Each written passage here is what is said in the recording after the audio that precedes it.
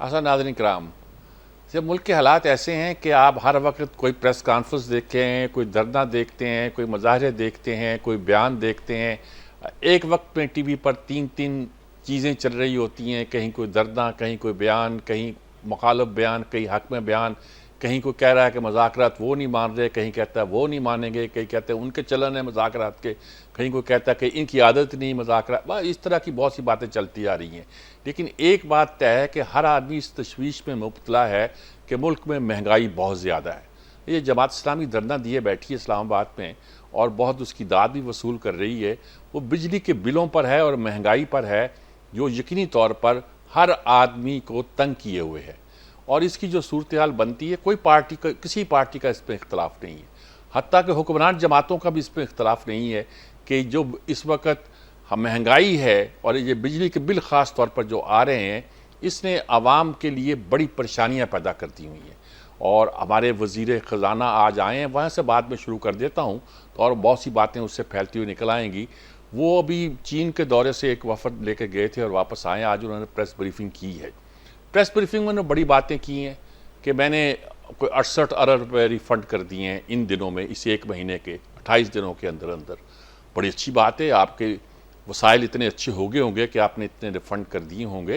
Refund करना बहुत ज़रूरी है ताकि पैसा इंडस्ट्री में जाएगा तो फिर उसके बाद इंडस्ट्री को आगे बढ़ेगी।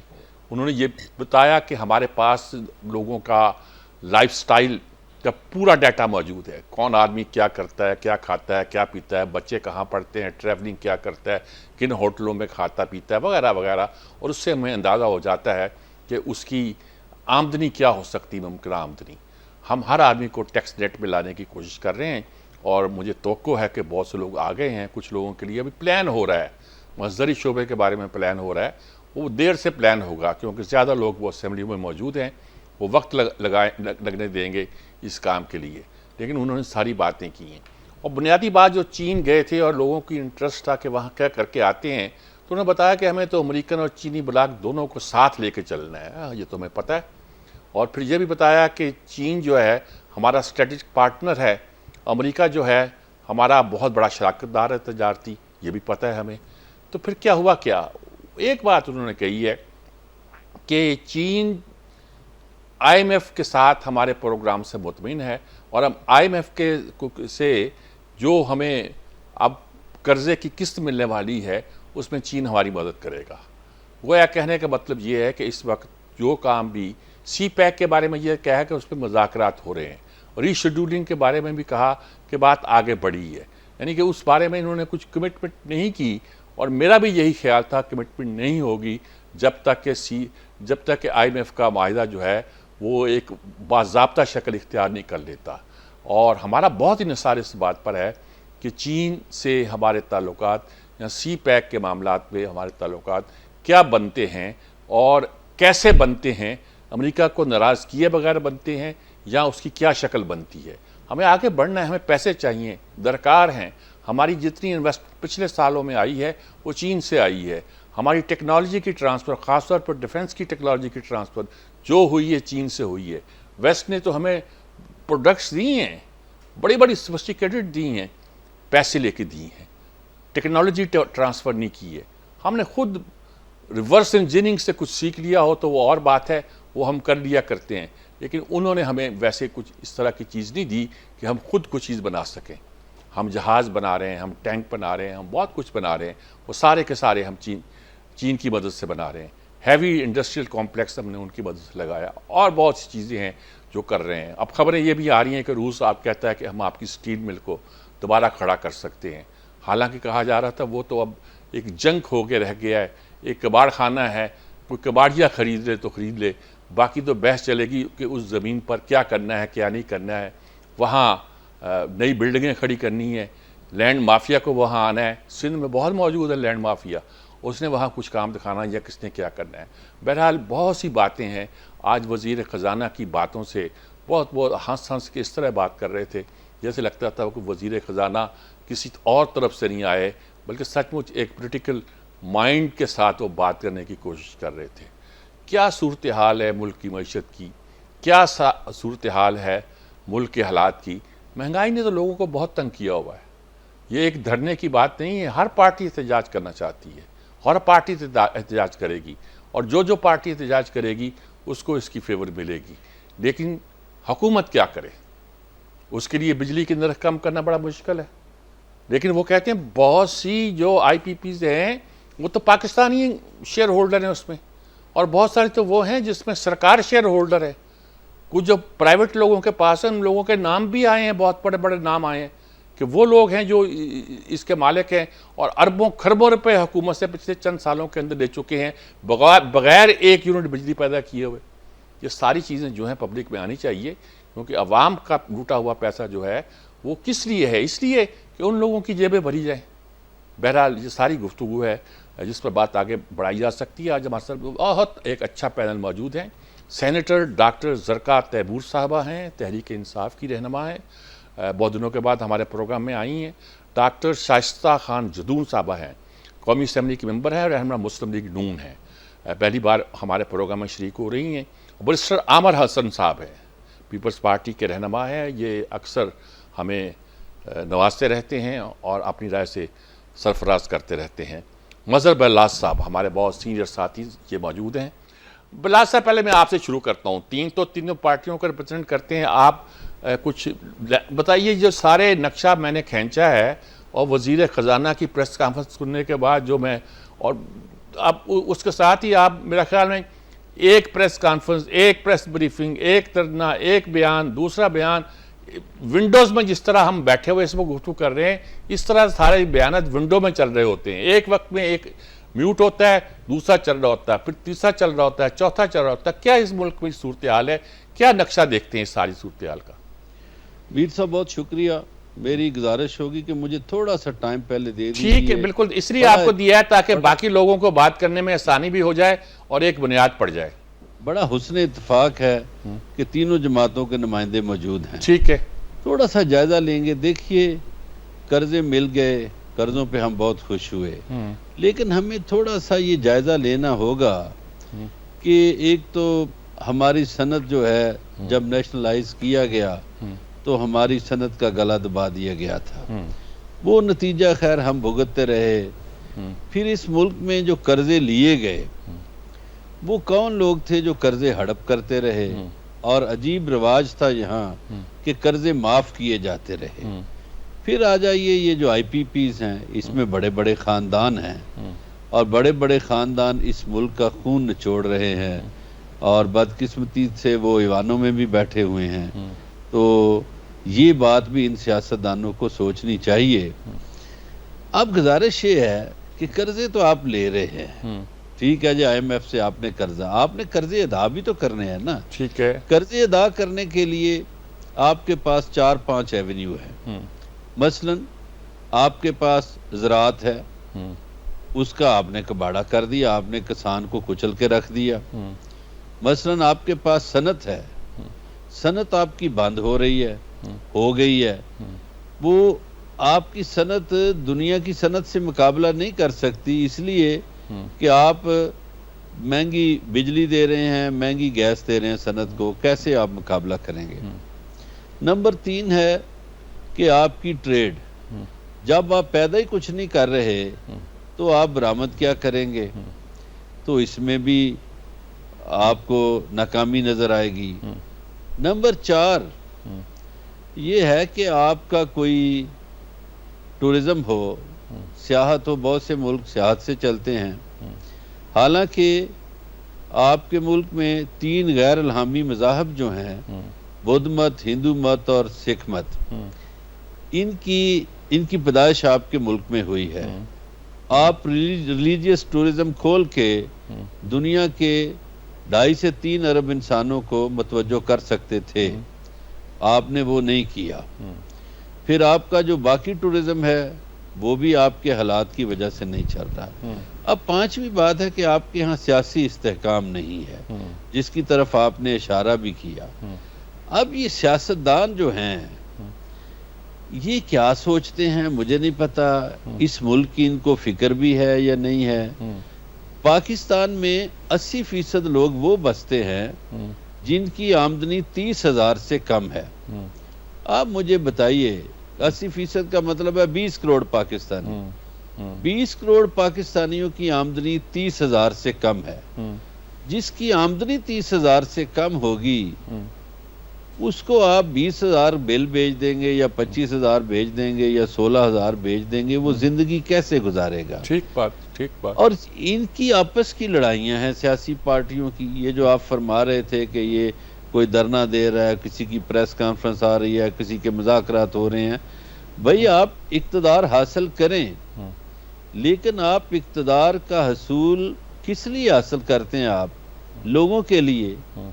تو لوگوں کو تو آپ سہولتیں نہیں دیتے. اب انہوں نے ٹیکس بہت لگا دیے. آپ بھی میر صاحب بہت سے ملکوں میں جاتے آتے ہیں, ہمارے یہ مہمان تینوں یہ بھی جاتے آتے ہیں. مجھے بتائیے کہ جو ملک ٹیکس لیتے ہیں وہ اس ٹیکس کے مقابلے میں پھر لوگوں کو سہولیات دیتے ہیں, یعنی تعلیمی, صحت کی, جان و مال کی, تو وہ بھی یہاں نہیں ہے.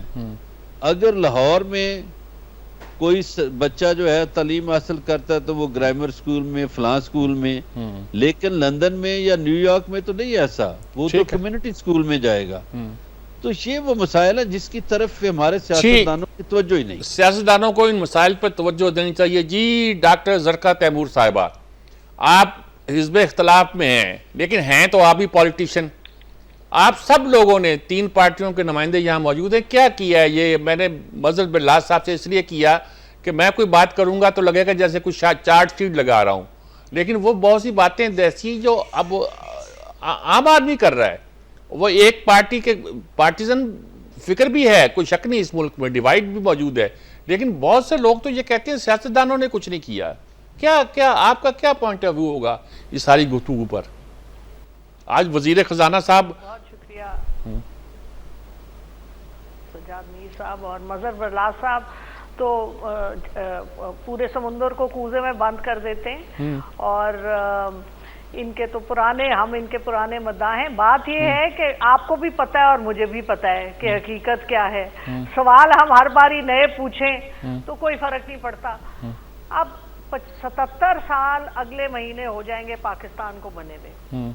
پاکستان تحریک انصاف نے تو 77 سال میں 3.5 سال حکومت کی. چلیں آپ ہمیں 50% دے دیں اس کا. نہیں سیاست تو آپ نے, نہیں سیاست تو آپ نے 25 سال کی ہے نا جی, سیاست تو 25 سال کی ہے جی. سیاست تو ایئر مارشل افضل خان صاحب نے بھی کی تھی.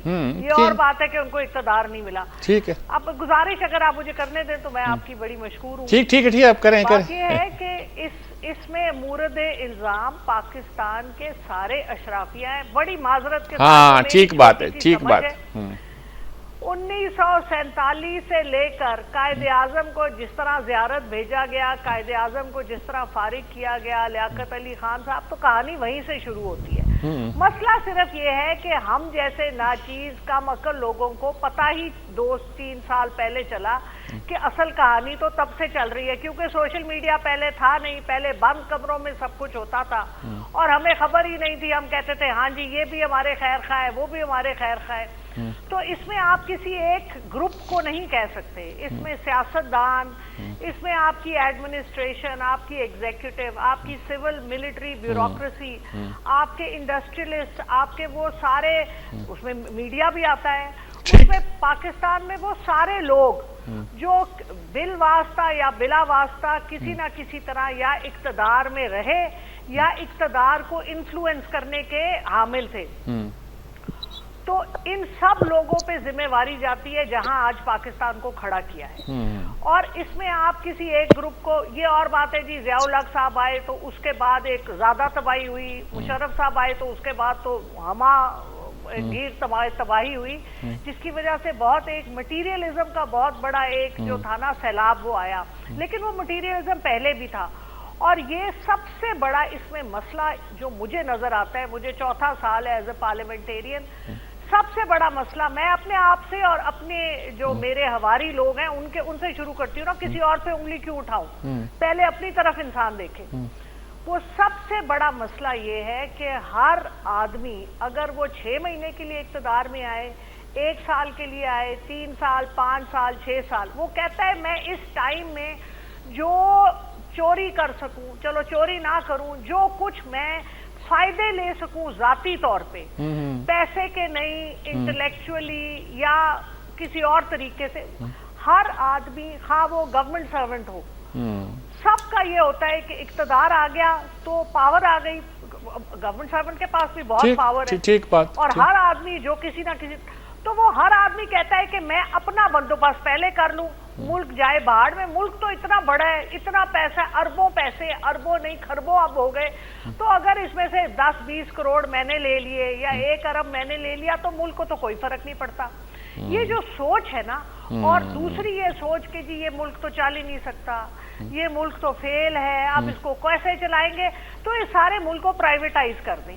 انتہائی ایک میں آپ کو بتا رہی ہوں نا، جو اس وقت آپ دیکھیں، آپ سٹیل مل کا ذکر کر رہے تھے، سٹیل مل اس وقت کیا ہے، اس کو انہوں نے پرائیویٹائزیشن کی لسٹ سے ہی اتار دیا ہے. وجہ کیونکہ وہ سندھ میں ہے، اور دوسری وجہ یہ کہ وہ اتنی بڑی زمین ہے کہ وہاں پر جس طرح آپ نے فرمایا ریل اسٹیٹ کا بہت بڑا وہاں پہ ایک پوٹینشل ہے. لیکن اصلی بات آپ نے ہی کہہ دی کہ وہ سٹیل مل پہلے بھی چل سکتی تھی، اب بھی چل سکتی ہے. چلانے والے چلانے نہیں چاہتے، کیونکہ جو آپ کے اپنے ملک کے باقی اشرافیہ ہیں جن کی اپنی سٹیل ملز ہیں، انہوں نے ہی تو ٹھپ کرایا پاکستان سٹیل ملز. اچھا چلیے یہ ٹھیک. یہ جو ایک سوچ ہے نا کہ میرا ذاتی کاروبار چلے، ملک جائے بہاڑ میں، یہ جب تک اس سوچ کو ہم کسی نہ کسی طرح بدلیں گے نہیں، کیونکہ تب تک بالکل ٹھیک ڈاکٹر صاحب ٹھیک کہا. میں ایک جماعت نہیں ٹھیک ہو سکتی. دوبارہ آپ کی طرف آتا ہوں. ڈاکٹر شائستہ خان جدون صاحبہ، مسلم لیگ نون پر بہت سے الزامات کہ جناب آپ حکمران ہیں اور آپ کے ہاتھ میں ہے سب کچھ بدلنا اور آپ کر نہیں پا رہے.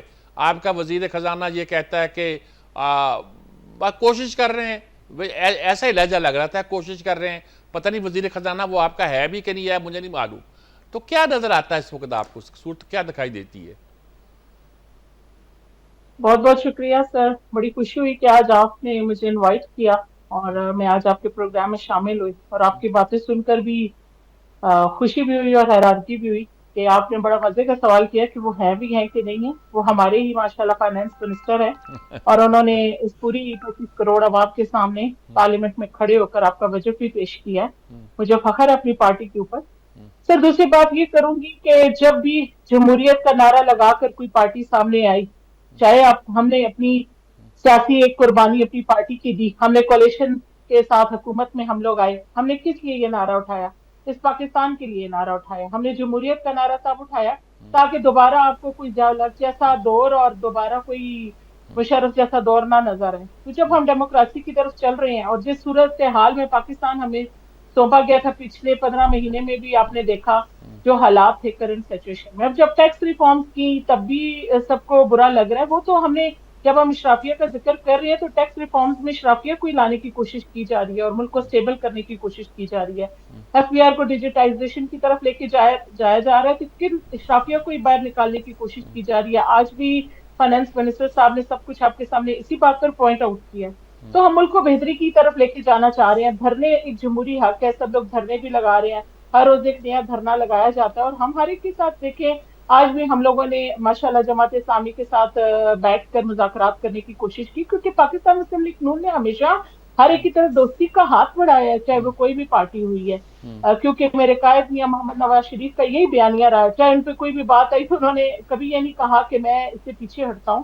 انہوں نے ڈٹ کر ہر محاذ پر مقابلہ کیا. اور مجھے فخر ہے پرائم منسٹر میاں شہباز شریف صاحب پر کہ جس دور میں انہیں یہ حکومت کولے کھاتا ہوا آخری، جس طرح ابھی ہم سارے بات تو بڑے آرام سے کر رہے ہیں جی کہ ہم لوگ پرائیویٹائزیشن کی طرف کیوں جا رہے ہیں، ہم ٹیکس کیوں زیادہ لگا رہے ہیں، تو ساری باتیں ہمیں، آپ کو، مجھے، سب کو پتا ہے کہ پاکستان کس دور سے گزر رہا ہے اور کس طرح پاکستان کو اسٹیبلٹی کی طرف لے کے جایا جائے گا.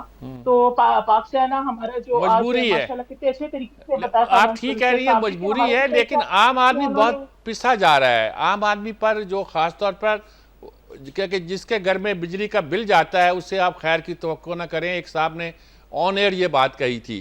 عامر حسن صاحب، اب میں نے آپ کو آخر میں بچا کے اسی رکھا ہوا تھا کہ بہت سی باتیں ہیں جس کا جواب آپ کو دینا بھی ہے اور کچھ رہنمائی بھی کریں ہماری، کہ کوئی شکل نظر آتی ہے آگے بڑھنے کی. دیکھیے آگے تو بڑھنا ہے، اب بری حالت میں بڑھیں یا اچھی حالت میں بڑھیں یہ انسان کے کرتوت اور اس کے فیصلے بتاتے ہیں. وقت تو گزر جاتا ہے اور وہ گزر جائے گا. دیکھیے پاکستان کے اندر جہاں پہ برلات صاحب نے باتیں کی بہت بہتر انہوں نے ایک تشخیص بھی کی ہے, لیکن انہوں نے ایک جو بات کی وہ سارا بوجھ انہوں نے سیاستدانوں کے اوپر یا نام نہاد سیاستدانوں کے اوپر پھینک دیا. کیا پاکستان کے اندر سیاست اور سیاستدان زندہ رہنے دیے گئے ہیں یا سیاسی پروسیس کو اس طرح رہنے دیا گیا ہے کہ حقیقی سیاسی قیادت ابھرے اور بڑھے؟ آپ کو یاد ہوگا کہ بھٹو صاحب کے دور میں سیاسی قیادت کیا تھی, کیلیبر کیا تھا, پولیٹیکل ورکرز کون تھے, پولیٹیکل پارٹیز کیا تھی, پارلیمنٹ اور کیبنٹ کن پہ مشتمل تھی. لیکن اس کے بعد جنرل ضیاء کا دور آیا اور پھر وہ ایک جو لوگ لائے گئے 80s میں, پہلے بلدیاتی الیکشن, پھر غیر جماعتی الیکشن, اور اس کے بعد ایک تسلسل چلا اور آج تک ہم اسی میں ہیں. اب یہ پاکستان کے اندر جو طبقاتی تقسیم ہے وہ اپنے نقطۂ عروج پہ پہنچ چکی ہے. لوگوں کے اندر بے چینی ہے اور لوگوں کی یہ بے چینی سیاست ضرور دور کرتی اگر سیاست کے اندر منتخب لوگ عوام میں سے ہوتے. اگر پارلیمنٹ 80% جو یا 90% عوام ہے ان کے اوپر مشتمل ہوتی. مصیبت یہ ہے کہ جن کے خلاف پارلیمنٹ بنائی گئی وہ اشرافیہ, وہ مافیا, وہ مراد یافتہ طبقے, وہی تو پارلیمنٹ میں براجمان ہے. جن پہ ٹیکس لگنا چاہیے وہ تو ٹیکس اپنے پہ لگنے نہیں دیتے, تو ٹیکس لگتے ہیں عوام کے اوپر. اچھا اب دیکھیے کہ پاکستان کے اندر ایک تو ہے سیاستدان تو آپ نے بننے نہیں دیے. جب تک ملک میں سیاستدان تھے تو طاقت کا سرچشمہ عوام تھی, سیاسی قیادت عوام میں آ رہی تھی.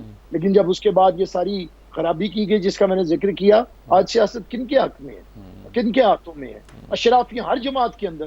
میں ادھر دفاع کرتا رہوں, میں جھوٹ بولوں گا, میں خدا کو بھی تو جواب دوں. کون سی جماعت کے اندر آج عام آدمی جو ہے وہ اس کی سے ہے یا اس کی وہ قیادت کر سکتا ہے؟ نہیں کر سکتا. اسی طرح اب اس سے ہٹ کے آگے آتے ہیں, یہ تو وہ سیاسی قیادت ابھرنے نہیں دی گئی. اس کے بعد پاکستان کے اندر جتنے ادارے ہیں ان کو بھی صرف اپنا ہی پیٹ بھرنے کا شوق ہے. اب دیکھیں نا پاکستان کی جوڈیشری جو ہے, کیا اس کے کالے کرتوت رہے ہیں ساری زندگی؟ کیا جوڈیشری نے اچھا کام کیا ہے؟ ایک فیصلہ کرتے ہیں 44 سال کے بعد اسے پیچھے لیتے ہیں, کیا آپ اس سے ہیرو بن جائیں گے؟ اور آج بھی آپ اپنے مفادات کے لیے, آج بھی ان کی کرپشن نکلتی ہے, ان کے پلاٹس نکلتے ہیں, پھر یہ استعفیٰ لے کے گھر جا کے چپ کر کے بیٹھ جاتے ہیں. پاکستان کے اندر ہمارے جنرلز نے کیا کیا کیا. جنرل ضیاء کی اولاد اللہ تللے کرتی رہی, اختر عبد الرحمان کی کرتی رہی, یہ جنرل باجوہ کے قصے ہیں, کیانی صاحب کے قصے ہیں. تو پاکستان کے اندر یہ زبان زد عام ہے. اچھا اس کے بعد آئیے بیوروکریسی, جتنے بیوروکریٹس ہیں ان کی جب تک وہ ملازم ہیں پھر بھی عوام کا خون چوستے ہیں, ریٹائر ہو کے ان کے اتنے بچوں کی ان کی ڈوئل نیشنلٹی اور باہر بیٹھے ہیں. تو اس سے اس کا مقصد یہ نہیں ہے کہ سیاستدانوں نے پاکستان کو, پاکستان کے اشرافیہ نے لوٹا ہے. اشرافیہ نے لوٹا. ہر طبقے کے اندر جب یہ اشرافیہ موجود ہے, ہر ادارے کے اندر, ہر شعبے کے اندر, ایون اگر میں کہوں میڈیا کے اندر, ایک خاص طبقے نے جس کو آپ اشرافیہ کہہ لیجئے, کچھ کہہ لیجئے, ان لوگوں نے پاکستان کے لیے مسائل پیدا کیے. اور جہاں تک سیاستدانوں کا تعلق ہے تو میں چلتے چلتے وقفہ لینے سے پہلے ایک چھوٹی سی بات کر دوں کہ انہوں نے تو بھٹو صاحب کے زمانے سے بات شروع کی ہے. میں کہتا ہوں پاکستان بننے کے بعد مارشل لا لگنے سے پہلے, یعنی کہ ایوب خان کا مارشل لا لگنے سے پہلے سیاستدانوں نے بہت جوڑ توڑ کی تھی, بہت ہیرا پھیری کی ہوگی, اونچ نیچ سازشیں کی ہوں گی, لیکن ایک سیاستدان ان میں ایسا نہیں ہے جس پہ مالی کرپشن کا الزام ہو. ایک ایسا نہیں ہے, بتا دیجئے گا, کبھی تاریخ کو نکال دیجئے گا. سیاسی مالی کرپشن کسی زمانے میں نہیں رہا کرتی تھی. یہ اللہ بس مارشل لاؤں کی دین ہے یا پتہ نہیں کس چیز کی دین ہے. ایک وقفہ لیتے ہیں, وقفے کے بعد حاضر ہوتے ہیں. یہ بلّہ صاحب, آپ ساری گفتگو آپ نے سنی, آغاز آپ ہی نے کیا تھا. اب بات میں نے ایک بات کی ہے کہ پہلے مارشل لا سے پہلے کوئی سیاستدان جوڑ توڑ تو کرتے تھے, کوئی ایک چھوٹا نہیں تھا. آپ جس کو بھی دیکھیں, بڑا بڑا میں نام بھی لوں گا تو بہت سے لوگ رہ جائیں گے, لیکن کرپشن کا الزام کسی پہ نہیں تھا. یعنی لوگوں نے اپنی زمینیں اور جائیدادیں بیچ کر جو تھا سیاست کی, اور کوئی اچھی بات نہیں ہے کہ اس طرح کی بھی سیاست کرنا, لیکن یہ الزام نہیں تھا کہ وہ سیاست پیسہ کماتے ہیں. یہ جو ہمارے ہاں, اور یہ بات بھی بہت درست کہی عامر حسن نے کہ یہ جو کلچر پیدا ہوا ہے, سب نے ویسے ایک بات تو کہی ہے کہ سارے پارٹیوں کے لوگ شامل ہیں, لیکن انہوں نے ایک بات کہی ہے کہ سب اداروں کے لوگ شامل ہیں اس میں, اور ہمیں اس معاملے میں سوچنا چاہیے کہ کیسے ہم اس کا علاج کر سکتے ہیں. جی میر صاحب میں 2-3 باتیں کروں گا. شکریہ عامر حسن صاحب نے یہ فرمایا کہ میں نے سیاستدانوں کی طرف رخ موڑا ہے. گزارش یہ ہے کہ جب ہم یہ کہتے ہیں کہ پارلیمنٹ سپریم ہے، پارلیمنٹ قانون سازی کرتی ہے، آپ نے سول بیوروکریٹس کا نام لیا، عدلیہ کا تذکرہ کیا یا عسکری قیادت کا تذکرہ کیا، آپ لوگوں نے قانون سازی کرنا تھی، آپ پارلیمنٹ میں تھے، آپ لوگوں کا کام تھا ان کے بڑے بڑے گھر چھینتے، آپ لوگوں کا کام تھا ان کو نکیل ڈالتے، آپ لوگوں کا کام تھا یہ سب کام کرتے، چونکہ لوگوں نے آپ کو ووٹ دے کے پارلیمنٹ میں بھیج دیا، لیکن آپ ان کے اعلیٰ کار بن گئے انہی اداروں کے. اب گزارش یہ ہے کہ جب سہروردی صاحب کو غدار قرار دیا جا رہا تھا تو سیاستدانوں نے کیوں نہیں رکاوٹ ڈالی؟ جب محترمہ فاطمہ جناح کو غدار بنایا جا رہا تھا تو کیوں چپ رہے؟ جب شیخ مجیب الرحمان کو غدار بنایا جا رہا تھا، کہا جا رہا تو کیوں چپ رہے؟ جب ایون بھٹو کو پھانسی دی جا رہی تھی تو سیاستدان خاموش کیوں رہے؟ اب آ جائیے، یہ آپ کی بات درست ہے کہ پہلے پولیٹیشین کرپشن نہیں کرتے تھے، لیکن یہ 80 کے بعد جو سیاستدان متعارف ہوئے اس میں تو اتنی خرابی آ گئی میر صاحب آج تک کہ ہمارا ایک سماجی رویہ بدل گیا. 80 سے پہلے اگر کوئی صاحب رشوت لیتے تھے تو لوگ پورا محلہ ان کا بائیکاٹ کرتا تھا، لوگ بچے راشی کے بچوں کو نہیں ملتے تھے، لوگ ان سے رشتہ داریاں نہیں کرتے تھے. لیکن اب بالکل الٹ ہو گیا ہے. آج کوئی پوچھنے والا نہیں کہ جتنا بڑا راشی ہے، جتنا بڑا کرپٹ ہے، اتنا بڑا معزز ہے. ٹھیک بات. اب اس میں آپ اپنے اداروں کو دیکھیے کہ ہم نے کرپشن روکنے کے لیے 3 ادارے بنائے. ہم نے FIA کو بنایا، ہم نے اینٹی کرپشن کو بنایا، ہم نے نیب بنایا. بدقسمتی سے تینوں کرپشن روکنے میں ناکام ہوئے، بلکہ وہ جو فیصل آباد کے شاعر کہا کرتے تھے میر ابو ذری کہ لے کے رشوت پھنس گیا ہے، دے کے رشوت چھوٹ جا، اس کے مترادف کام ہوئے. اب آ جائیے، ابھی یہ شائستہ جدون صاحبہ کی باتیں میں سن رہا تھا. ٹھیک ہے، انہوں نے اپنی لیڈرشپ کی تعریفیں کی، کاش وہ یہ بھی بیان کر دیتی کہ کیپیسٹی پیمنٹ کے نام پہ اپنے بیٹے کو 63 کروڑ دینا کہاں کا انصاف ہے. اور جب لوگ بھوکوں مر رہے ہیں تو کوئی پنجاب اسمبلی کا سپیکر 10 کروڑ کی گاڑی لے رہا ہے، کوئی مختلف بیوروکریٹس گاڑیاں لے رہے ہیں. بھئی آپ کی حکومت میں لے رہے ہیں نا، تو آپ خود سہولت کار بن رہے ہیں ان ساری. یعنی آپ کے خیال میں اصل ذمہ داری تو سیاستدانوں کی ہے جنہوں نے باقی تمام کو نکیل دینا تھا. اگرچہ دوسری جملہ میر صاحب صرف یہ جو آپ نے ابتدائیے میں بات کی اورنگزیب صاحب کی، دیکھیے اورنگزیب صاحب ایک سیاسی خاندان سے تعلق رکھتے ہیں. چودھری فاروق کے صاحبزادے ہیں، وہ اٹارنی جنرل ہوتے تھے. خلیل الرحمان رمدے کے داماد ہیں، اور ان کے ایک چچا مالیہ کے سیاسی خاندان سے تعلق ہے ان کا، کوئی شک نہیں. ان کے چچا چودھری اسد الرحمان نون لیگ کے MNA رہے. ٹھیک بات. تو ایک طرح سے سیاسی ان کی ٹریننگ تو ہے، لیکن حکومت کو یہ سوچنا چاہیے. بہت سے لوگوں کو نہیں معلوم نا جی اس بیک گراؤنڈ کا. یہ اچھا کیا آپ نے بیان کر دی، میں جب بیان کرتے ہوئے اب یہ ہے کہ اجتناب کر رہا تھا. ہمارے شبر زیادی صاحب کہتے ہیں کہ FBR کے لوگ اگر نہ ہوں تو بہت بہتر ہو جائے. FBR کے لوگوں نے آج تک ڈیجیٹل اسی لیے نہیں ہونے دیا کہ کھانچے ہیں. یہ میری بات عامر حسن صاحب اس کو میرا خیال ہے تصدیق کریں گے کہ ہمارے ہاں کسی بندے پہ 20 لاکھ کا ٹیکس بنتا ہے تو ہمارا ایک انسپیکٹر جاتا ہے، وہ کہتا ہے جی مینو کو 2 لاکھ دے دو، تو بس آپ کا کام ختم. ٹھیک بلّہ صاحب بالکل ٹھیک. جی ڈاکٹر زرقا تیمور صاحب، ساری گفتگو آپ نے سنی، چارجز تو وہی لگتے ہیں کہ آپ لوگوں نے روکا کیوں نہیں. یعنی آپ لوگوں کے بعد آپ کہیں گے ہم تو 4 سال سے پاور میں ہیں یا کچھ کہیں گے، لیکن سیاستدان ایز اے کلاس کیوں یہ سارا لوگ کہتے ہیں کہ ساری ذمہ داری ان پر ہے. حالانکہ یہ بھی کہا جا سکتا ہے کہ وہ کچھ کرتے ہیں عدلیہ رکاوٹ پیدا کر دیتی ہے، وہ کچھ کرتے ہیں تو طاقتور جو ہماری اسٹیبلشمنٹ ہے وہ ہاتھ روک دیتی ہے. مجھے نہیں پتا کیا صورتحال، آپ بتائیے بے بسی کیا ہے. اور بیوروکریسی کے بارے میں کہتے ہیں ساری پٹیاں وہی پڑھاتے ہیں.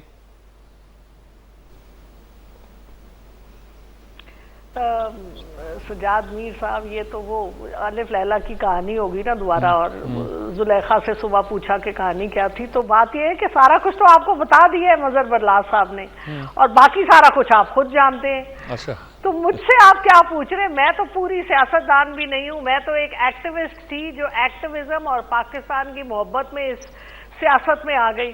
میں تو خود ایک مسفٹ ہوں، یعنی مجھے تو آپ کے جتنے پارلیمنٹیرین ہیں ان کو میری آج تک سمجھ نہیں آئی، اور مجھے ان کی سمجھ نہیں آئی، کیونکہ آدھے سے زیادہ جو ہیں وہ کسی نہ کسی کے سلیپر سیل ہوتے ہیں. اب کوئی ان سے پوچھے کہ آپ کی اپنی بھی کوئی سوچ ہے، آپ کی کیا منطق ہے، تو یہ تو آوے کا آوا آپ کا بگڑا ہوا ہے. اور جیسے ہم نے بات کی کہ آوے کے بگاڑ میں سب لوگوں کا برابر کا حصہ ہے. تو آپ جب تک کسی قسم کی اکاؤنٹیبلٹی سٹارٹ نہیں کریں گے، سب سے پہلے تو میری ریکویسٹ اور ڈیمانڈ ہے کہ شہباز شریف صاحب اس وقت پرائم منسٹر ہیں، ہم ان کو آنریبل کہہ کے پرائم منسٹر ہیں پاکستان کے، ان کی عزت کرتے ہیں. ان سے میرا سوال ہے کہ جو گوہر اعجاز صاحب جو انہی کے ساتھ والے ہیں، انہوں نے جو ان پہ اتنے بڑے بڑے الزام لگائے ہیں، جن کا ذکر ابھی مظہر برلاس صاحب نے بھی کیا کہ ہر مہینے وہ ان کے بیٹے کے نام جو آئی پی پی ہے اس کی مد میں صرف اس سال نہیں پچھلے دہائیوں سے وہ لے رہے ہیں کیپیسٹی چارجز. اور آپ کو پتہ ہی ہے کہ فیول جو خریدا بھی نہیں جاتا وہ مارکیٹ میں جو پاکستان گورنمنٹ خرید کے آئی پی پیز کو دیتی ہے، مارکیٹ میں آپ کا فیول بکتا ہے. اور پھر اس کے اوپر سے دوسری بات یہ کہ انہی کے بیٹے کے نام سے سولر پینلز کی جو کمپنیاں ہیں. تو یہ جو سوال پبلک میں اٹھ رہے ہیں، پرائم منسٹر صاحب کو ٹیلی ویژن پہ آ کے اس پہ یا تو اس کی تردید کرنی چاہیے کہ یہ سب غلط ہے، اور یہ ڈاکیومنٹ سلمان نے تو خیر شاید تردید کی ہے، وہ استعفیٰ دیں، گزارش ختم کرنے دیں سجاد میر صاحب، یا وہ استعفیٰ دیں. وہ والی بات نہ کرے جو نواز شریف صاحب نے اسمبلی میں کھڑے ہو کے کہی تھی کہ ہم پاناما پیپرز ایون فیلڈ کے ہم سارے منی ٹریل دیں گے، ایک ایک رسید دیں گے. وہ دن اور آج کا دن نہ کوئی رسید آئی. ایون فیلڈ ابھی بھی ان کی ہے، ایک نہیں ہے، کئی اپارٹمنٹ ہے، اور کسی کو نہیں پتا وہ پیسے کہاں سے گئے اور کس منی ٹریل کے تھرو گئے. اور یہ صرف نواز شریف صاحب نہیں ہے، یہ وہ سب سیاستدان ٹھیک جو مراعات لے رہے ہیں. اور ایک آخری بات سجاد میر صاحب، ساری چیزوں کا حل پیسے باہر سے لینا نہیں ہے. سب سے پہلا حل ہے اپنے خرچے کم کریں. یہ جو عیاشیاں آپ کی بیوروکریسی کرتی ہے، خواہ سول ہو خواہ ملٹری ہو، جو آپ کے حکمران کرتے ہیں، پرائم منسٹر کے 4 کیمپ آفس ہیں، چیف منسٹر کے 3 کیمپ آفس ہیں، ذاتی گھروں کو انہوں نے حکومت کی اس میں ڈالا ہوا ہے، گاڑیاں کروڑوں کی لیتے ہیں، ٹائر پتہ نہیں کتنے لاکھوں کے چینج کرتے ہیں، باہر جاتے ہیں تو اتنے ہمارے پیسے، ملک کے غریب 1000 روپے دیہاڑی والے کے پیسے خرچ کرتے ہیں. ان کا حساب ہونا چاہیے. اور میں سب سے پہلے اپنے آپ کو پیش کرتی ہوں، میرا حساب کریں اس کے بعد باقی سب کا کریں. دیکھیں حساب کے بغیر کچھ نہیں ہو سکتا. احتساب. جی ڈاکٹر شائستہ خان صرف حساب کر لیں، صرف حساب کر لیں، احتساب رہنے دیں، معاف کر دیں سب کو. چلیے ٹھیک ہے ڈاکٹر. اور ایک اور بات، ایک آخری اور بات، دوبارہ آئیں گے آپ کی طرف سجاد میر صاحب. جتنے آئی پی پیز نہیں پتہ نہیں دوبارہ کب میں ہوں نہ ہوں. نہیں ابھی ایک بار اور مالکان ہیں سر، سن لیں. آئی پی پیز کے جتنے مالکان ہیں ان کو میری بڑی ایک برادرانہ تو نہیں، ایک بہن والی ان کو مشورہ ہے کہ اپنے آئی پی پیز کو آپ چھوڑ دیں، حکومت کو واپس دے دیں، معاف کر دیں، ورنہ لوگ ان کا خون نکال لیں گے ان کے جسم کا. کیونکہ لسٹ میرے پاس بھی آ گئی ہے کہ آپ کے 100 آئی پی پیز کے کون مالک ہیں، کون سی کمپنیاں. ٹھیک، آپ کی بات اب کافی آ گئی. دوبارہ ایک بار میں آپ کی طرف دوبارہ آؤں گا، ایک وقفہ لیتے ہیں، وقفے کے بعد حاضر ہوتے ہیں. جی ناظرین کرام، جی ڈاکٹر شائستہ خان جدون، آپ کیا کہیں گی؟ یہ ساری باتیں کچھ آپ کی طرف بھی جاتی ہیں، آپ کی پارٹی کی طرف جاتی ہیں. میں پارٹیزن بات نہیں کرنا چاہ رہا تھا، لیکن کچھ چلی گئی یہ بات، جو آپ کہنا چاہتی ہیں آپ کہیں. جی سر، میں ضرور جی، ساری باتیں ہماری طرف توپوں کے رخ تو ہیں ہی ہیں. ہمیں جواب بھی دینے ہیں. جیسے کہ بتایا جا رہا تھا جی کہ یہ خریدا جا رہا ہے، جب کوئی اہم اقدامات ہم کرتے ہیں وہ بھی ذرا سے پھر شامل کر لیا کریں، جیسے کہ ابھی پی ایم صاحب نے اعلان کیا جی 5 منسٹریز کا کہ ہم کوشش کریں کہ تاکہ ہم جتنا بوجھ ہے ہیلتھ میں، جس طرح کہ آپ کو پتا ہے کشمیر افیئرز اور سیفران اور اس طرح منسٹریز کا اعلان کیا ہے کہ ہم ان کو ختم کر کے ضم کر کے اگر ہم کوئی بہتر فیصلہ کریں تاکہ اخراجات میں کچھ کمی واقع ہو سکے. سر ہمیشہ ایلیگیشن تو میرے پرائم منسٹر صاحب کے بیٹے پر سلیمان پر پہلے بھی لگے، پہلے جب ہوا تھا جی پہلے ان پہ منی لانڈرنگ کا اٹھا کے لگا دیا تھا، یاد رہا ہوگا آپ کو 2023 میں بھی، اور اس وقت بھی ہم تو ایک دوسرے کے اوپر فوراً پوائنٹ آؤٹ کرنے میں پیچھے نہیں رہتے، اور اس وقت بھی ایف آئی اے نے ان کو کلین چٹ کی. تو مجھے نہیں سمجھ آتی کہ بس پہلے وہی لوگ اپنی انہی سیاستدانوں کی تعریفیں کرتے اور کچھ عرصے کے بعد ان کی برائیاں شروع کر دیتے ہیں. میرے خیال میں میری پارٹی، پھر میں کہتی ہوں کہ سوشل اکنامک اسٹیٹس کو بہتر بنانے کے لیے جو اقدامات کر سک رہی ہے وہ کر رہی ہے، جیسے کہ پاور ڈویژن میں آپ دیکھ لیں ریفارمز لانے کے لیے بھی پرائم منسٹر صاحب لگے ہوئے ہیں. جہاں تک بات آئی پی پیز کی چل رہی ہے، دیکھیں جب چیزیں سامنے آئی ہیں تو انہوں نے بھی کہا کہ کمیٹی فارم کی جائے گی اور ان کے ساتھ نیگوشیٹ کیا جائے گا اس تمام معاملے پر بھی. اور جب انہوں نے 200 یونٹ پر اعلان کیا تب بھی ساروں کو پرابلم شروع ہو گیا کہ جی یہ 300 پر لے کر آئے، آج اس پہ بھی نیگوسیشن چل رہی ہے. تو ہر چیز کے اوپر کوشش، میں نے آپ سے پھر کہا کہ ہم نے ہر چیز میں فرنٹ لائن واریر آ کر میرے قائد نے کوشش کی، اور تعریف کی جہاں تک بات ہے، جو اچھا کام کرے گا میں اس کی تعریف کروں گی. اس میں تو میں ڈٹ کے بھی تعریف کروں گی کہ جو اچھا کام کرے گا اس کی ڈٹ کے تعریف کی جائے. جو کرنٹ سچویشن آپ کے پاکستان کی جا رہی ہے اس دور میں انہوں نے پاکستان کو سنبھالا ہوا ہے، تو جو اچھے اقدامات بھی کر لیتے تھوڑے تھوڑا ان کو بھی گن لیا کریں. بات پھر آپ نے سیاسی سارے اگر سیاستدانوں کی طرف چھیڑی تو ہر بندہ جو ہے نا کرنٹلی سب سے پہلے اپنی طرف اپنے گہربان میں جھانک کر دیکھے. میں ایک بہت اچھی سوشل ایکٹیوسٹ ہوں اپنے علاقے سے، میں فرسٹ ٹائم آئی ہوں ابھی سلیکٹ ہو کر ادھر. تو میں آپ سے یہ ذکر کرتی جو میں بھی خیبر پختونخوا میں بڑے کام کر رہی ہوں اور 11 سال سے میں بھی بڑے برے حالات سے گزر رہی ہوں. میرا بھی ہر بندہ یہاں کن مشکلوں سے گزر رہا ہے، یہ بھی دیکھے نا یہاں پہ بھی تو 11 سال سے کس کی حکومت رہی. ہم کسی کو پوائنٹ آؤٹ کرنے کی بجائے اگر ہم بہتر ڈیسیژنز لے کر پاکستان کو اگر بہتری کی جانب لے کر جا رہے ہیں تو ان کو تھوڑا پازیٹیولی دیکھ لیا جائے تو زیادہ بہتر ہے. ہم سیاستدان اس میں بہترین کردار ادا کر سکتے ہیں، لیکن اپنے اپنے انفرادی طور پر اگر ہم کوشش کریں تو ہم ضرور کر سکتے ہیں. جی بیرسٹر عامر حسن صاحب، آخر میں آپ آتے ہیں، بہت کچھ کہنا ہوتا ہے آپ کو. جی دیکھیے میر صاحب، میں سمجھتا ہوں ایک تو ٹھیک ہے یہ انٹلیکچوئل بحث ہے جس کے اندر ہم ہیں، لیکن ہم صرف وہ باتیں کرنے والے نہیں، ہم تو ایک پولیٹیکل ایکٹیوسٹ بھی ہیں. ٹھیک ہے، تینوں پولیٹیکل پارٹیز کو ریپرزینٹ کر رہے ہیں. میں سمجھتا ہوں اپنی اپنی جماعتوں کے اندر بھی یہ آواز اٹھانی چاہیے اور یہ دیکھنا چاہیے کہ عام لوگوں کو ہم کتنا شریک کر سکتے ہیں. دوسری بات یہ ہے کہ جب کوئی پارٹی حکومت میں ہوتی ہے تو وہ کیا کرتی ہے. برلاس صاحب کی ڈیمانڈز اور جو خوش فہمیاں اور خوش گمانیاں ہیں سیاستدانوں سے وہ بہت زیادہ ہیں کہ اٹھیں اور سب کو نکیل ڈال دیں. نکیل کیا ڈالنی ہے، ہم پھانسی کے پندوں پہ جھولے ہیں، سینوں پہ گولیاں کھائی ہیں، جوانیاں جیلوں پہ لٹا دی ہیں. اس کے علاوہ تو کوئی نہیں. ہم کیا کر سکتے ہیں اس کے بعد؟ انسان کیا کر سکتا ہے؟ دیکھیے پیپلز پارٹی نے یہاں پہ ہماری 50 سال سے زیادہ جدوجہد کی تاریخ ہے، اس کے اندر ہم نے کوشش کی ہے کہ ہم وہ غلطیاں نہ کریں اگر ہم نے کبھی کوئی دہرائی تھی تو، اور بلکہ غلطیوں سے احتراز کریں. ہم نے پاکستان کی سیاست کو آگے بڑھنا دیا ہے. ہم نے ملک کو، دیکھیے اب میں بتاتا ہوں کیا بات، ہم نے آئین دیا تھا کہ ملک آئین کے تحت چلے، ٹرائیکاٹمی آف پاور ہو، تمام ادارے اپنے اپنے ڈومین میں کام کریں. اس کے بعد ہم نے عوام کو طاقت کا سرچشمہ بنایا. پاکستان کے اندر ہم نے کوشش کی کہ لوگوں کو حقوق دینے کے لیے مزدور کو، کسان کو بڑی انقلابی پالیسیز لانے کی کوشش کی جسے پلٹا گیا. اس کے بعد ہم نے یہ کوشش کی کہ ہم کبھی بھی اسٹیبلشمنٹ کے ساتھ بات کر کے اقتدار میں نہیں آئیں گے، نہ ہم نے کسی کی سیاسی، اب دیکھیے نا 2 مثالیں ہیں، وزیر اعظم کو عدلیہ سے آج عدالتوں کے جج کہہ رہے ہیں کہ زیادتی تھی. تو جو وزیر اعظم 2 عدلیہ نے بھیجے اس میں پہلے یوسف رضا گیلانی صاحب تھے، دوسرے میاں صاحب تھے. یوسف رضا گیلانی جو گئے ہیں وہ میاں صاحب اور ان کی پارٹی کے حرکتوں پہ گئے ہیں، یہ ہمارے خلاف سپریم کورٹ افتخار چودھری کو استعمال کر رہے تھے. اور جو میاں صاحب گئے ہیں وہ عمران خان کی حرکتوں پہ گئے ہیں کیونکہ وہ اس وقت ثاقب نثار کی انگلی کے اشارے پہ چل رہے تھے. تو دیکھیے پھر سیکھا کس نے ہے؟ آج بھی جو ان کی لڑائی ہے دونوں پارٹیز کی وہ یہ نہیں ہے کہ یہ مقتدرہ کے ساتھ چلنا نہیں اور بڑے اصولی ہو گئے ہیں. بات یہ ہے کہ ایک لڑتا ہے کہ اسے گود سے اتار کے مجھے کیوں نہیں چڑھایا، اور دوسرا اس لیے لڑتا ہے کہ مجھے کیوں اتار دیا ہے، تو مجھے گود میں بٹھا لو. کیا پاکستان کے اندر اب سیاسی قیادت کو اکٹھا نہیں بیٹھنا پڑے گا؟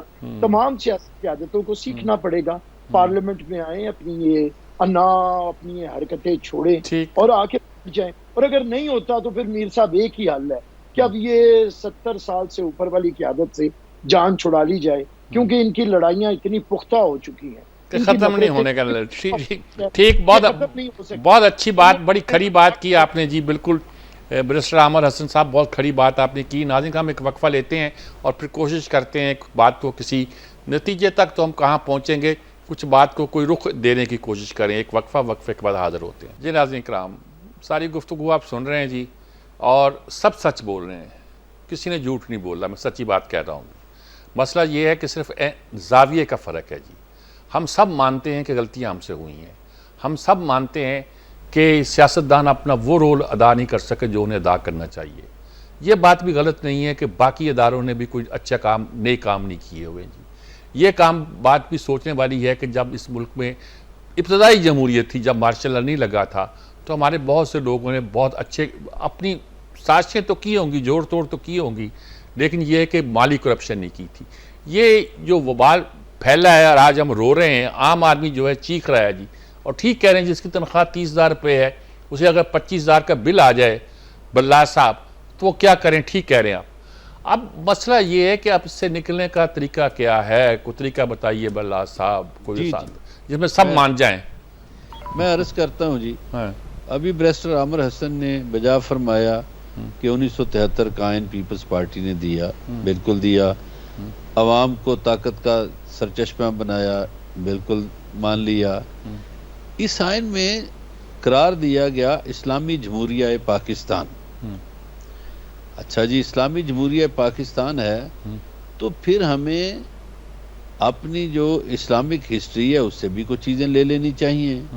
حکمران کیوں ذمہ دار ہیں، کیوں نہیں نکیل ڈالتے؟ میں پھر سے یہ کہتا ہوں کہ دیکھیے، ہمارے جو پہلے خلیفہ تھے ان کا کاروبار اس بنیاد پر بند کر دیا گیا یا کروا دیا گیا کہ دیکھیں یہ کلیش ہوگا انٹرسٹ کا. آپ خلیفہ ہوں گے تو آپ کا کاروبار نہیں چلنا چاہیے. ہمارے ہاں جو حکمران آئے، اور آپ کو اتنا ہی معاوضہ ملے گا جتنا مدینے کے ایک عام کارکن کو ملتا ہے جی، عام مزدور کو. اب آپ دیکھیے کہ ہمارے ہاں حکمران جو ہیں ان کو معاوضہ کتنا ملتا ہے، اور ہمارے ہاں حکمرانوں کے کاروبار چلتے رہے، وہ اقتدار میں بھی رہے اور چلتے رہے. ٹھیک بات. اب دوسرے خلیفہ کو ہمارے کو پوچھا گیا کہ بھئی یہ چادر کہاں سے آئی، تو یہاں تو حکمرانوں کو پوچھنے کا رواج ہی نہیں. جس طرح یہ سیاسی پارٹیوں کے لوگ ہیں، یہ اپنے لیڈر کی اس طرح تعریفیں کرتے ہیں اور اپنے پرائم منسٹر پہ کوئی بات نہیں آنے دیتے. اب دیکھیے تیسرا جو چیز ہے کہ ملک میں جب قحط پڑا تو خلیفہ دوم نے کہا کہ ہم گوشت نہیں کھائیں گے. اب کیا اس وقت جو ہماری سیاسی قیادت ہے اس نے قربانی دی؟ نہیں دی. اے سی بند کر لیں اپنے کم از کم، اپنے لیے گاڑیاں منگوا رہے ہیں، وہ تو اپنے لیے سہولتیں پیدا کر رہے ہیں. یہ شائستہ بی بی نے بات کی جی فلاں فلاں ادارے، بھئی ادارے بند کر کے آپ اپنے خرچے تو نہیں کم کر رہے نا.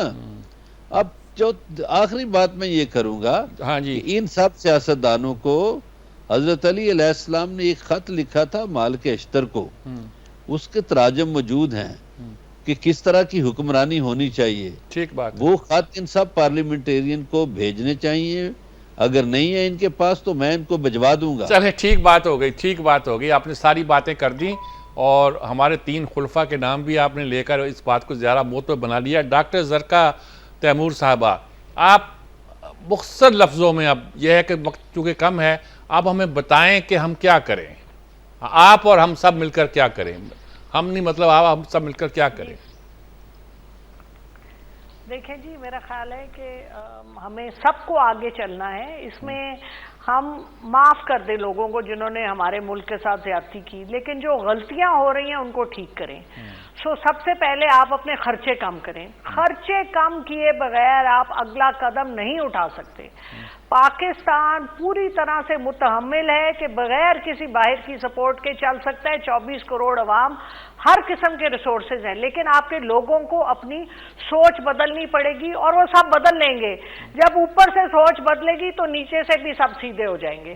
सो ये जाती मफाद को पीछे रखना पड़ेगा, मुल्की मफाद को आगे रखना पड़ेगा। मेरा नहीं ख्याल मुश्किल काम है, हो सकता है। ठीक बात, ठीक जी। डॉक्टर शाइस्ता खान जदून साहबा। जी सर, सारी बातें सबने बड़ी अच्छी तरीके से बयान कर दी है, क्योंकि बात वही है कि हम सारे बातें करते हैं, इम्प्लीमेंटेशन बड़ी कम होती हैं। यही कोशिश करूंगी कि काश यही कह सकूं कि हम लोग सबसे पहले इम्प्लीमेंटेशन करेंगे। बातें तो सबने बहुत मजे की कही और कहते भी आ रहे हैं आज इतने सालों से, जब से पाकिस्तान आज़ाद हुआ। खुलफाए राशिदीन की क्या बात करें, जब उम्र फारूक की बात करूंगी तो मेरे ख्याल में मेरे पास अल्फाज ही कम रह जाएंगे। और सबसे बढ़कर अपने मोहम्मद पाक कि वो किसी को भूखा रहने नहीं देते थे, वो अपना खाना भी उठाकर अपने लोगों को देते थे। तो हम तो खैर उस मकाम को किधर पा सकेंगे, काश के थोड़ा सा वहां से सीख कर इस्लामी अदवार पर। ठीक बात, ठीक बात जी। आमर हसन साहब, देखिए पाकिस्तान करें, पीएम साहब से यही रिक्वेस्ट रहेगी। बहुत शुक्रिया। अभी चल रही थी जी। आमर हसन साहब जी, जितने मुश्किल हालात हैं, लेकिन खुदा ने हमारे सामने एक हल भी रखा है। इस वक्त अगर नफरतें कम करें तो पाकिस्तान का सदर एक ऐसा शख्स है कि जिसने कातिलों को भी माफ किया है और जिसने 14 साल उन्हें जेल में रखा, उनके साथ भी मुज़ाकरात किए। उसके अंदर फ्लेक्सिबिलिटी है। वो प्रेसिडेंट इस वक्त अगर कह रहा है पार्लियामेंट को कि आइए बैठे, तो पहले सियासतदान बैठे, सियासतदान एक हल की तरफ आए, अपनी नफरतें खत्म करें, पॉलिटिकल पोलराइजेशन को खत्म करें, अपनी जात के होल से बाहर निकलें और उसके बाद एक truth and reconciliation commission parliament बनाए जिसमें तमाम इदारों को शामिल करें अंडर प्रेसिडेंट, क्योंकि प्रेसिडेंट पार्लियामेंट का हिस्सा होता है। वहां पे जजेस भी आ सकते हैं, आपके आर्मी भी आ सकती है, आपके दूसरे इदारे भी आ सकते हैं। तो पाकिस्तान को आगे बढ़ने के लिए अपना अपना सच ना बोलें। ठीक बात है जी। आपका मतलब है कि असल रोल जो है सदर पाकिस्तान को अदा करना चाहिए और आप उनकी ज़ात से बहुत मुतमईन हैं और होना भी चाहिए आपको। अल्लाह करे कि कोई आगे बढ़े, कोई आगे बढ़े, सदर मुल्कत ही आगे बढ़े, वज़ीर आज़म आगे बढ़ जाएं। अगर किसी ने बढ़ना है तो कोई लोग तो कहते हैं चीफ जस्टिस बढ़ जाए, कोई कहता है आर्मी चीफ बढ़ जाए, मुझे नहीं पता कौन बढ़े, लेकिन इस मसले को हल होना है जी। कौम जब तक यकसू हो के आगे नहीं बढ़ती, इस मुल्क के मसाइल इतने गुंजलक हो चुके हैं कि उन्हें अगर सुधारा ना गया तो खुदा ना खास्ता हम एक बहुत बुरी तरह खाई में गिरने वाले हैं। खुदा ना करे, खुदा ना करे, खुदा ना करे। रास्ता सीधे पर चलेंगे तो मंजिल को पाएंगे और मंजिल को पाएंगे तो हमारे लिए आसानियां पैदा होंगी। इजाज़त चाहता हूँ। अल्लाह हाफ़िज़।